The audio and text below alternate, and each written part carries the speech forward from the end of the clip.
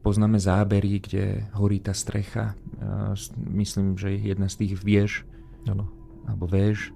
A tam už teda nebolo cesty späť, tam už to prekročilo všetky meze. Nebol tak trochu strach, že sa to rozšíri aj do iných nápravných zariadení po celej republike? Myslím, že to bol obrovský strach, samozrejme. To v tom čase teda neviem, ako vedenie zboru reagovalo.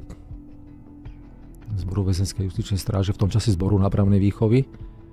Myslím si, že prijímali opatrenia, ale teda neviem, to by som sa k tomu nechcel vyjadrovať, pretože nepoznám na celoslovenskej úrovni tie opatrenia, ale Leopoldov teda žiaľ, ako hovoríš, horela strecha už nebolo cesty späť. V tomto čase, keď už teda to bola plnohodnotná vzbúra, ako vyzeral tvoj deň?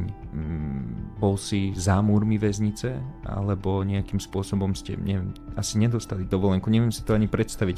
Richard, dovolenka nebola, ja som sa teda, som tam pracoval krátko, ja osobne som sa dostal domov asi o 5 alebo 6 dní.